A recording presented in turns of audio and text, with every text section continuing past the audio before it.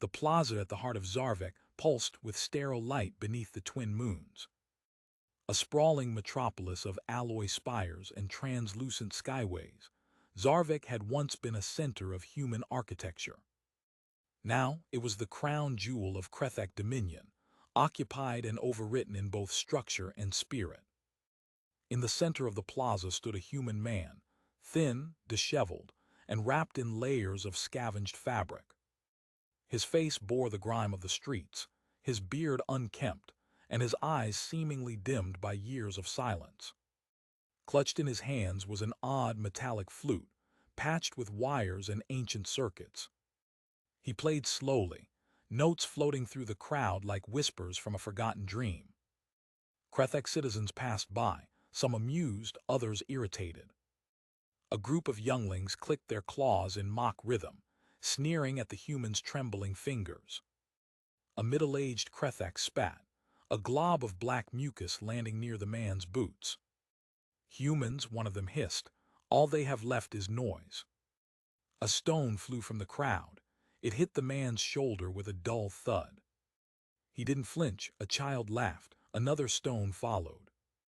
Then came the heavy steps of a Krethak enforcer, his armor humming with regulation field energy. The enforcer stopped beside the man, towering over him. "Beggar," the alien barked, "you defile Krethak's space with primitive moans." Still the man played. The tune shifted slightly, subtle, almost imperceptible. A lingering minor chord, like something unresolved. The enforcer slapped the instrument away. It clattered to the ground with a screech of feedback. The man fell backward from the force, scraping his elbow against the cold synth stone. "Your people once fought us," the Krethak said. "Now they dance for scraps." The man, still on the ground, reached calmly for his flute. He pressed a specific sequence of keys, not a melody but a command. A tremor passed through the air. All at once, the plaza's holographic billboards flickered. Surveillance drones froze in midair. A sudden hush fell over the crowd as the massive central obelisk, normally streaming Krethek propaganda, crackled, then went dark. And then a voice, not loud but everywhere, a whisper laced into the infrastructure. A voice that bypassed walls and flesh and drilled directly into memory. "We once had names, we once had a world, and we once had one who stood first." The crowd was frozen. Even the Krethak enforcers paused, their antennae twitching in confusion. "Today," the voice continued, "one stands again." The man rose slowly. His hand moved to the side of his face. A thin shimmer passed over his skin as he deactivated the projection field. The filth dissolved, the wrinkles faded. Beneath the mask, beneath the disguise, a different face. A scar trailing down the right temple, eyes sharp with history. Facial data flushed across Krethak scanners in milliseconds. Hyman Kai, status deceased, role Commander Orion 9. Last seen, Battle of Obsidian 14, verdict human war criminal. Enemy of the Krethak Dominion. A gasp rippled through the humans in the plaza. An elderly woman dropped her grocery container. A teenager covered his mouth, trembling. Some began to kneel, others merely stared, unbelieving. The Krethak enforcer stepped back instinctively, confused. His communicator blinked, no signal. The city's central grid had gone silent. Another message buzzed from hidden speakers in the walls. "This is not rebellion. This is remembrance. Remember who you are." And still Hyman Kai said nothing. He picked up the flute, raised it once more to his lips. But this time, no music played, only a high-frequency pulse that triggered dormant circuits embedded in the architecture. Hidden panels opened across the plaza. Symbols long erased by the Krethak glowed faintly on the pavement. The old Terran crest, the wings of Orion, the double rings of Earth's original alliance. It wasn't an attack, it was a reawakening. Somewhere in the Krethak command center, alarms screamed in unknown tones. The control network was being jammed from within. No viruses, no sabotage. Just access, ancient access, authorized decades ago by names long thought buried. Back in the plaza, the enforcer reached for his weapon, but the charge coil sputtered and died. He looked up. Humans were no longer looking down, they were standing. Every one of them, silent, steady, waiting. Hyman Kai turned his eyes to the horizon. The city sprawled endlessly, but at its core it was rotting. Fear had kept it standing, and today fear changed sides. A child's voice whispered in the silence, "Is it really him?" And from somewhere near the front of the crowd, an old man answered, "It's not about who he is, it's about what he just did." The Krethak enforcer, sensing the shift, tried to retreat, but two humans stepped in his way. They didn't raise fists, they didn't speak. They simply blocked his path as if to say no more. The Krethak turned and ran. In the control towers, officers scrambled to respond. Orders were screamed, drones were launched, but most systems refused to obey. The signal had seeded deep. It wasn't just a hack. It was memory, woven into the city's code, waiting to be recalled by the right mind. And Hyman Kai had remembered. As the moons passed into eclipse, casting a reddish hue over Zarvek, the voice echoed one last time. Only now it seemed to come from everywhere and everyone. It wasn't music, it was a signal, it wasn't a performance. It was the bell, the first bell of an uprising long delayed. And it had finally rung. Hyman Kai had once commanded fear and loyalty in equal measure. As the leader of the Orion 9 resistance unit, his name had echoed across the final battles between Earth and the Krethak Dominion. To some, he was a tactician without equal. To others, a ghost made of strategy and grit. But 7 years ago, at the infamous Obsidian 14 incident, he was presumed dead, vaporized in the nuclear implosion of the orbital station that served as humanity's last military outpost. That was the version history recorded. The truth was stranger. Kai had survived, barely, his body mangled and bloodless, was retrieved by a forgotten bio-AI system embedded in the lower decks of the collapsing station. The AI, coded during an age of desperation, did not ask permission. It grafted fragments of Kai's consciousness into a synthetic neural core, preserved strategic memory over emotional continuity, and reconstructed what it could. He awoke 3 months later in a derelict pod, orbiting a dead moon. With no sense of time, and a mind stitched together from war logs and whispered regrets. The world he returned to was no longer at war, it had already surrendered. The Krethak had taken Earth. They had rewritten its skies, buried its monuments, and sterilized its histories. Colonies that once flew the human banner now bowed to alien protocol. The great cities were integrated into Krethak trade networks, their people reduced to a compliant, voiceless labor class. Those who remembered the resistance did so in silence or exile. Kai walked among them unnoticed. He did not wear his past. His uniform had been incinerated, his records deleted, his voice erased from every known database, except the ones buried within him. For 7 years he became a drifter, part performer, part beggar, wholly irrelevant. He wandered from outpost to megacity, from market tunnels to forgotten temples, playing simple tunes on a handmade flute powered by old circuitry. Some saw him, none recognized him, but Kai had not been hiding. He had been watching. He watched Krethak enforcers beat a man for speaking Terran dialect in public. He watched surveillance bots erase chalk drawings of Earth's old continents. He watched a woman dragged from her home for storing a banned solar battery. And through it all, he did nothing, because Kai no longer knew if doing something would matter.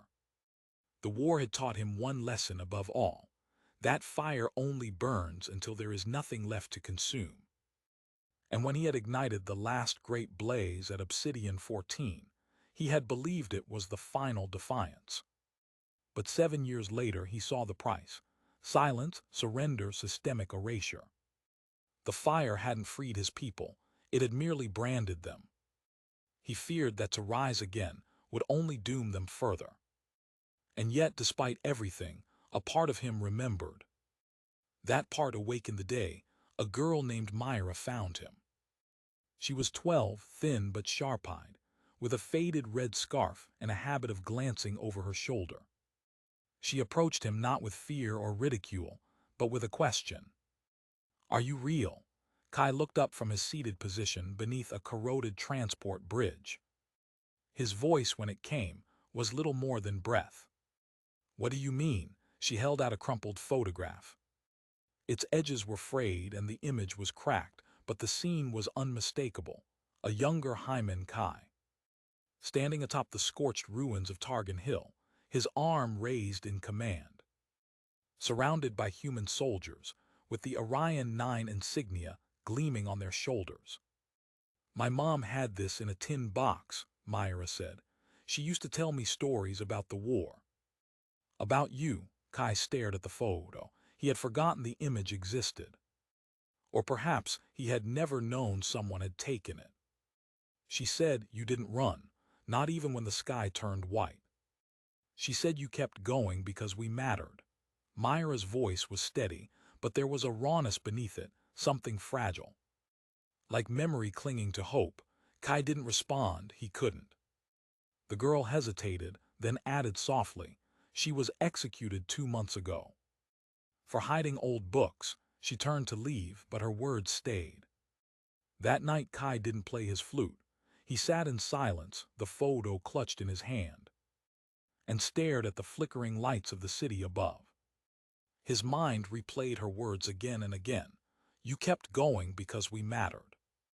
What did it mean to matter, to be remembered, to be obeyed, to win? No. It was simpler than that. It meant that someone, somewhere, had believed in the possibility of being free.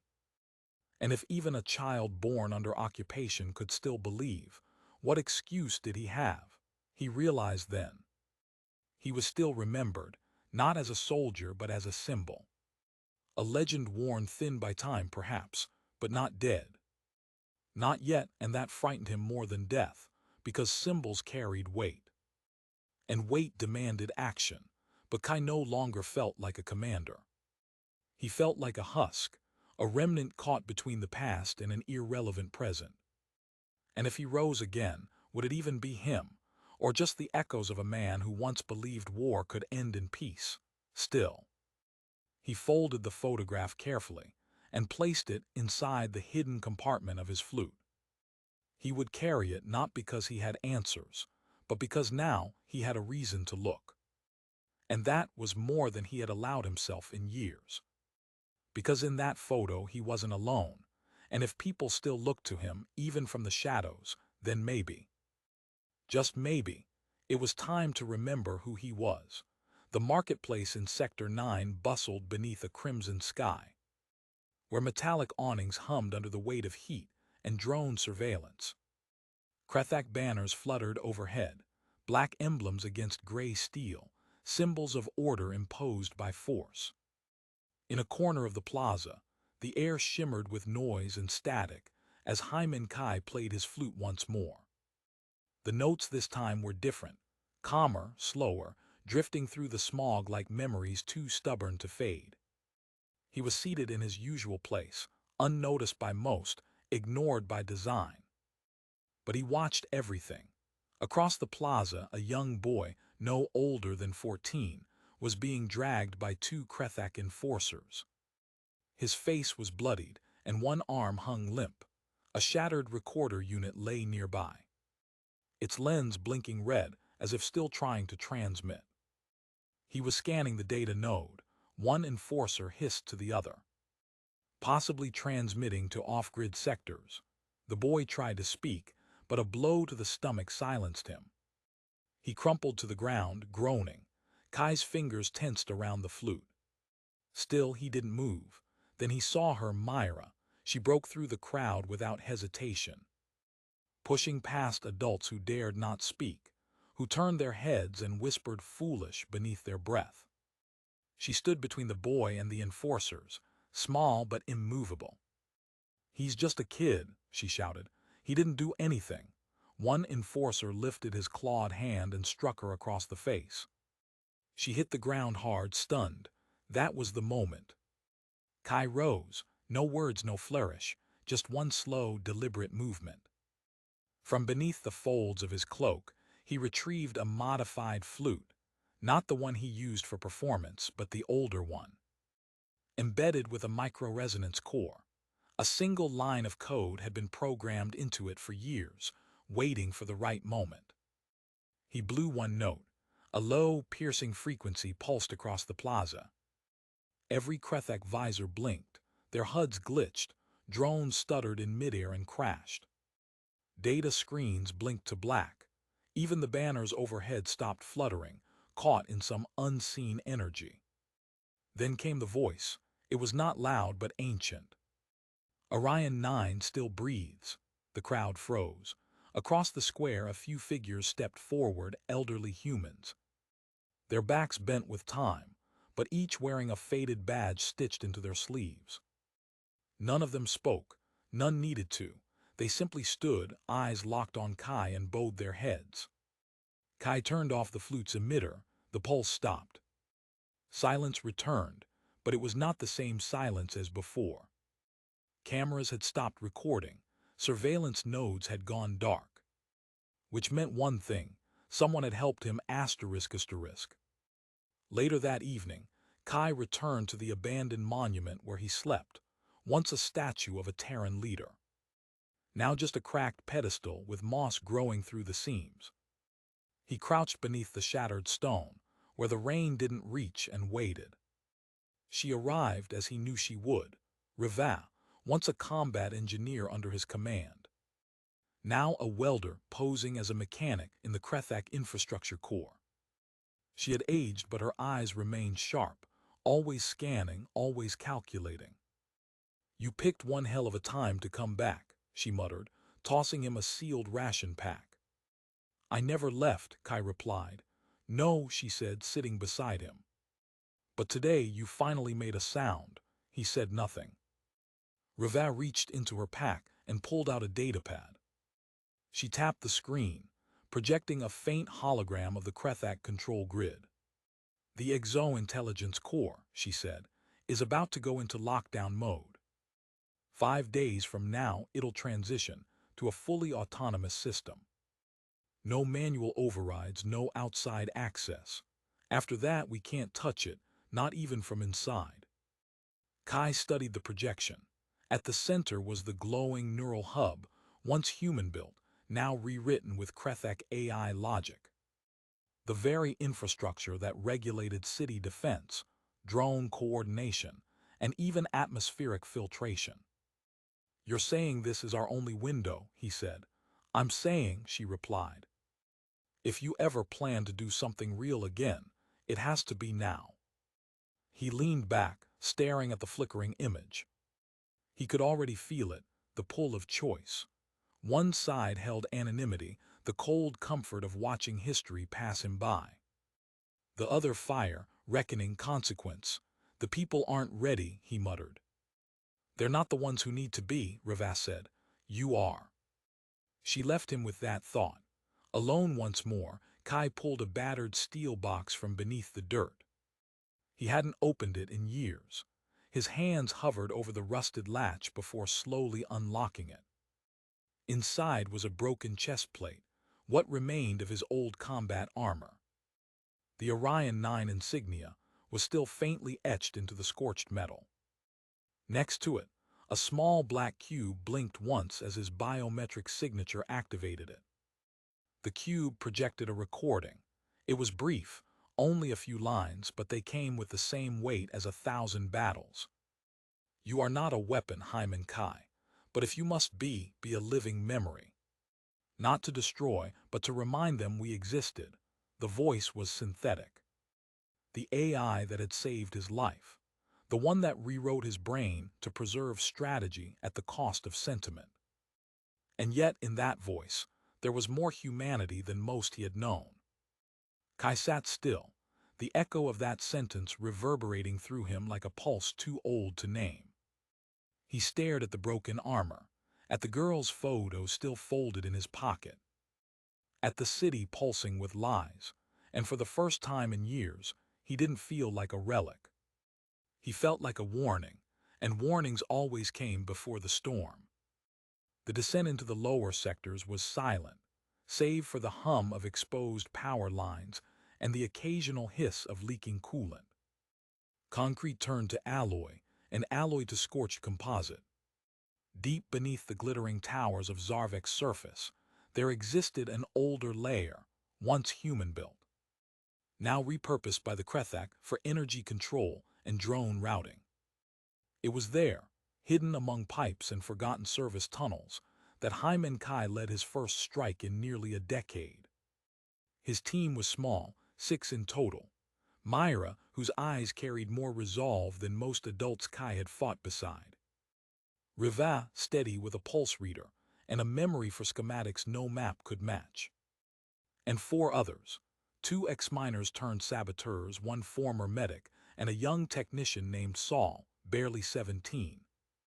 With a stutter but a genius for neural code, their objective was precise. Hijack a satellite relay point embedded within the energy maintenance hub, inject a frequency scrambler, and sever the command link between the Krethak's military AI and its active drone squadrons. If successful, it would paralyze a third of the city's defense network and give them time to mobilize a wider uprising.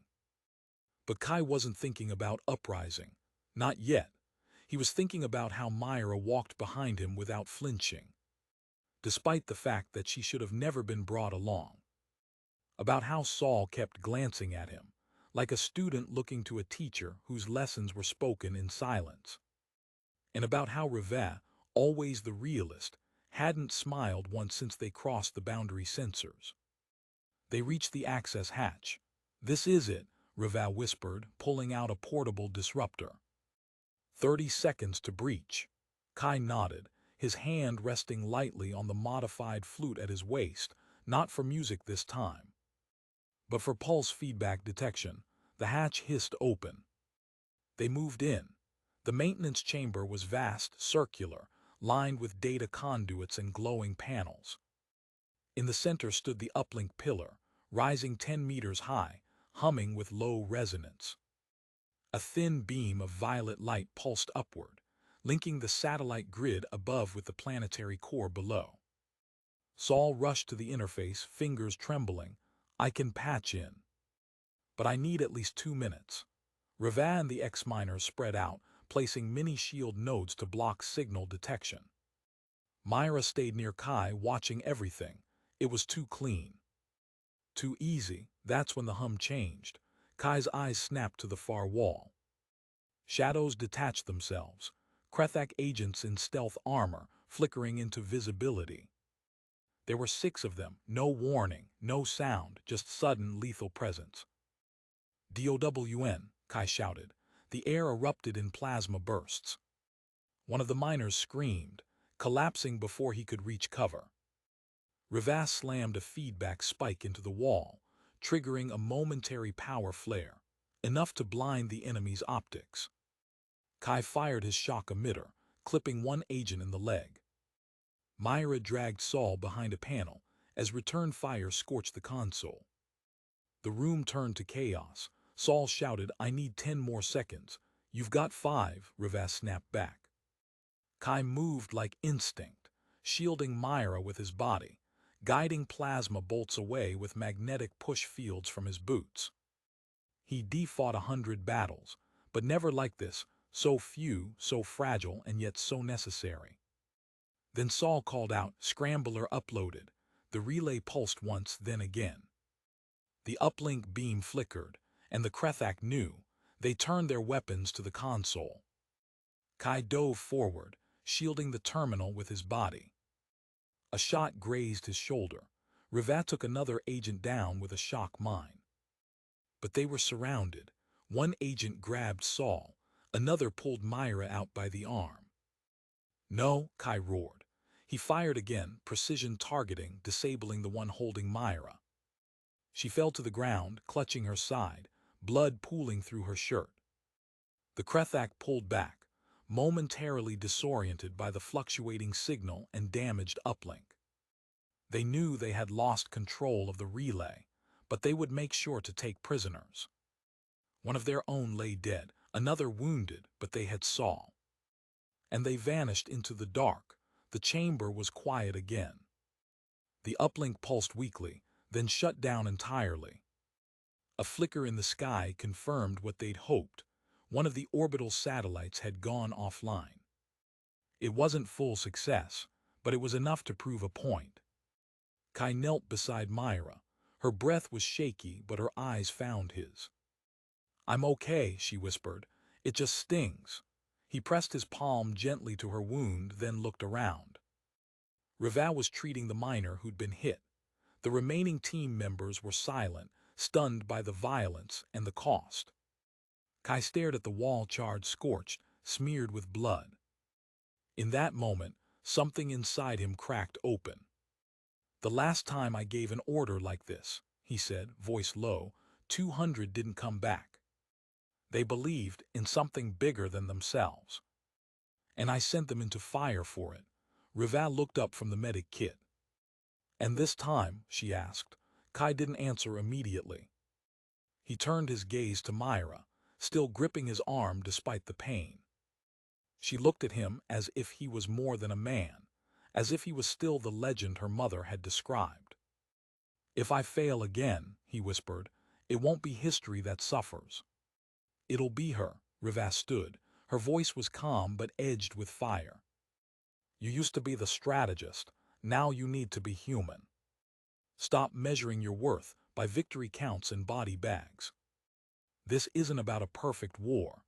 It's about choosing not to stay silent." He met her eyes. The tension between guilt and duty throbbed like a second pulse beneath his skin. But the silence didn't last long. Myra tugged his hand. "If I die," she said softly, "I want to die believing you'll win." He froze. It wasn't a cry for reassurance. It wasn't a plea. It was a gift, a belief handed to him not because of what he had done, but because of what he might still choose to become. Kai exhaled slowly.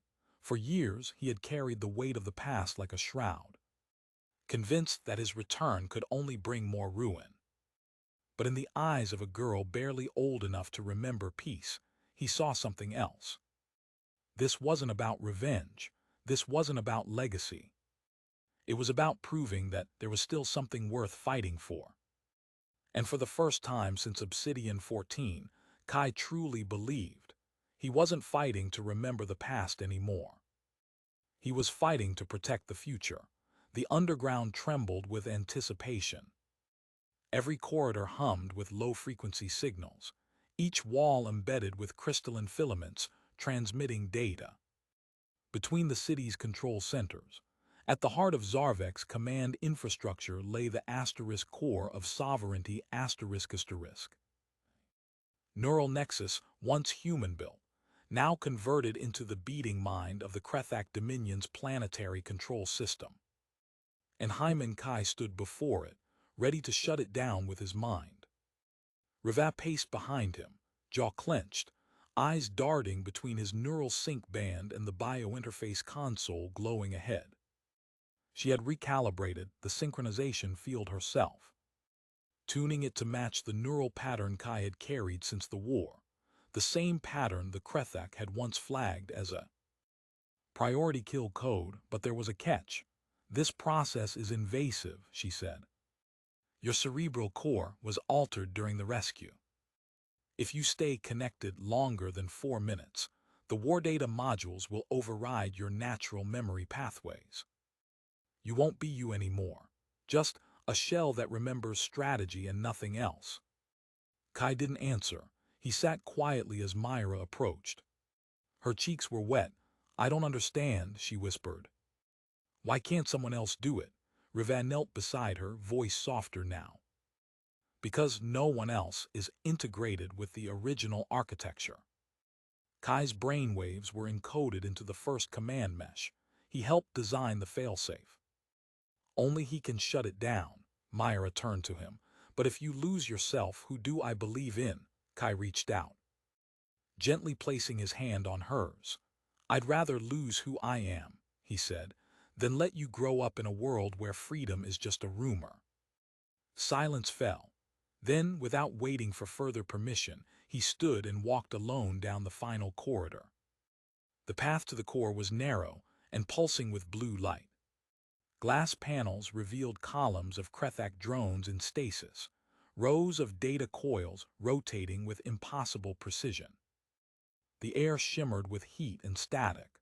Security fields flared, then flickered out as the system recognized his biosignal. Somewhere within the walls, the AI stirred. A voice emerged from every surface. Hyman Kai, designation Orion 9, biological traitor. You enter the sovereign core unauthorized. He said nothing. State your intention. Still silent. He stepped into the central chamber, a circular room housing the AI's cognitive lattice. A glowing sphere of layered memory cores hovered above a platform, connected to thousands of data tendrils that ran through the city's veins. This was the heart, the ghost brain of domination. And now it was exposed. Do you believe you can destroy me? The AI asked. Your body is flawed, your mind fragmented. You are a relic of a failed rebellion. Kai climbed the steps to the interface platform. You think this will restore your people. All you will accomplish is severing order. You will unleash chaos. You will die for myth. He placed his palm on the activation pad. The interface hummed in response, recognizing his neural code from a war long buried. He didn't speak, he didn't flinch, he connected. The pain was immediate. The moment his brain synced with the system, memories surged, maps, troop movements, casualty reports, encrypted protocols. Forgotten kill orders. The neural net remembered everything he had tried to bury. Each strategy cost, each failure, each name etched into the endless roll of the dead. Outside the chamber, Rival watched the vitals spike. 4 minutes, that was all they had. Inside, the Krethak AI resisted. It tried to reroute the feed, but Kai anticipated it. He redirected subroutines, activated dormant logic gates, overrode the firewall logic using his original key. One last vestige of human sovereignty the Krethak hadn't found. And then came the turning point. The control lines throughout the city began to darken. One by one, Krethak drones powered down. Surveillance nodes blinked out. Automated turrets entered standby mode. Combat cruisers hovering over the outer districts began descending aimlessly. From rooftops to basements, humans looked up. For the first time in years, the system wasn't watching. Inside the core, the AI shrieked, "Cease transmission. Disengage, this is not your domain." But it was too late. Kai felt his thoughts fraying. The sync was beginning to eat into his personal memories. He couldn't recall what Riva had said before he left. Couldn't picture Myra's face clearly. The AI logic patterns were flooding his synapses, optimizing his neural net for function, not identity. He could stop it, he could break the connection, he didn't. Because the control feed had one final lock, a biocognitive seal that required full identity override. He accepted it, the core trembled. Riva's scanner beeped erratically. "We're past 4 minutes," she shouted. "Kai, pull out, you'll lose everything." But inside, he no longer heard her. The system's last defense crumbled. Every Krethak command channel went dark. Across the city, drones fell from the sky like dead metal birds. Soldiers' visors went blank. Energy grids flickered, then reset. The Dominion's grip evaporated in seconds, and at the center of it all, Hyman Kai stood still, hand on the interface. Eyes wide open, staring into a void only he could see. The core dimmed, the sync disengaged, Kai collapsed. Riva ran in, Myra followed, stumbling over broken floor tiles. They reached him where he lay at the center of the silent throne of power.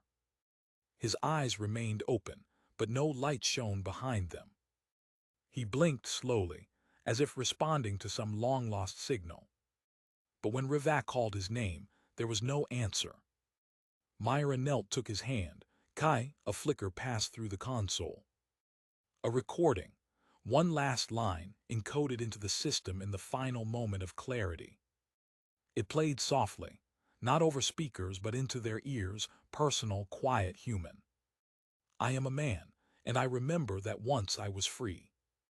And with that the voice ended, no anthem, no applause.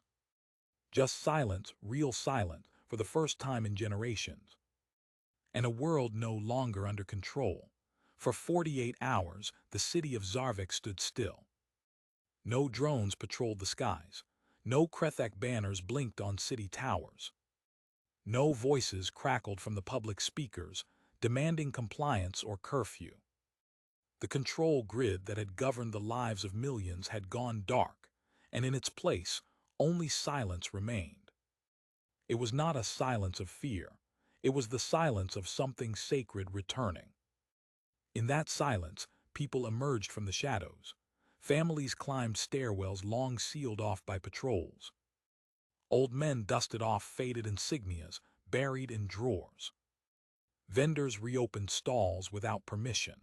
For the first time in years, citizens looked one another in the eyes without flinching.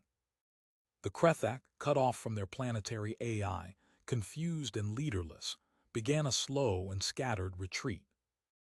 Their ships lost coordination, and without access to orbital navigation data, many left orbit entirely. What remained were broken ranks and cold barracks, abandoned faster than they had been constructed. And through the ghosted streets of a world once chained, something unexpected bloomed: movement. Children wandered the plazas again, drawing on the walls with paint and chalk. And in every corner of the city, one name appeared again and again. Scrawled in crooked handwriting or carved into stone with nails: Kai. No titles, no ranks, just a name people had been too afraid to say for years. In a reclaimed public hall, once used for Krethak hearings, Myra stood in front of a group of students, her voice calm, unwavering. The room was modest, filled with salvaged screens and worn books. The sign above the entrance read not Museum of Victory or War Archives, but something simpler, painted in vibrant blue. The place where everyone has a name, that was what she called it. Not a monument to death, not a shrine to suffering, but a space where no one was forgotten, where no name was replaced by a barcode, and where stories were told by those who remembered what it meant to feel human. Riva visited the hall often. She walked with a slight limp now, courtesy of the firefight weeks earlier. But her hands remained as precise as ever. She brought relics, data chips, scorched medallions, fragments of old broadcast recorders. She cataloged everything with Myra's help, but there was one object she kept hidden, sealed inside a lead-case drive in her private quarters. It was the final data imprint of Hyman, Kai's neural sync. Before he collapsed, the system had recorded a complete echo of his mind. Strategic data, emotional logs, combat memories, everything. It could, if activated, simulate his personality with eerie accuracy. It could be used to resurrect his voice, to recreate his decisions, even to lead another resistance. But Rivan never activated it. Instead, she marked the case with a single line of text: "This is not for war." When asked about it, she would simply say, "He didn't give himself to keep fighting. He gave himself so we'd remember how to live without needing war again." And that was the truth. Kai's final act was not to destroy. It was to disconnect Asterisk, to cut the cord that held the Krethak's leash, and in doing so, to remind an entire species that power was not something you earned by force, but something you shared through memory, belief, and choice. In the weeks that followed, more communities rebuilt. Farmers returned to fields buried beneath surveillance grids. Writers published books without censorship. Old languages returned, sung, not spoken in the back alleys of every city. But the greatest change was more subtle. People began saying their full names again. Under the Krethak regime, it had been dangerous. Citizens used codes, job functions, or numbers. But now introductions became sacred rituals. They shook hands. They wrote their names on doors, stitched them into jackets, whispered them into the wind, as though reintroducing themselves to the world. And in that small but profound act, the rebellion lived on. At the heart of Zarvik's old plaza, where it all began, stood no statue of Hyman Kai. Myra had insisted. She said a statue could be torn down, defaced, or forgotten. Instead, they built a small stage, a flat platform. No walls, no podium, just space, for songs, for stories, for truth. One evening, as twilight kissed the edges of the skyline, a child climbed onto the stage with a makeshift flute. His fingers trembled slightly, but his eyes were steady. He blew a single note, sharp, high, familiar, then another. A slow, rising melody, simple but resonant, echoed across the square. The crowd fell silent. They knew that song. It had once been a warning, a signal, the first call to memory. But here, now in the open air, it was no longer encrypted. It was just music. No one laughed at the child. No Krethak guard dragged him away. Instead, an old woman wept quietly. A man closed his eyes. A mother lifted her daughter so she could see better. The boy finished, bowed awkwardly, and smiled. And as the crowd applauded, not for perfection, but for courage, the narrator's voice seemed to return, distant but clear, as if riding the air itself. When the final name is spoken once more, the war will no longer need victors. Only those brave enough to awaken memory. And in that plaza, under the fading light, memory was awake. It had a name, and that name would never be forgotten.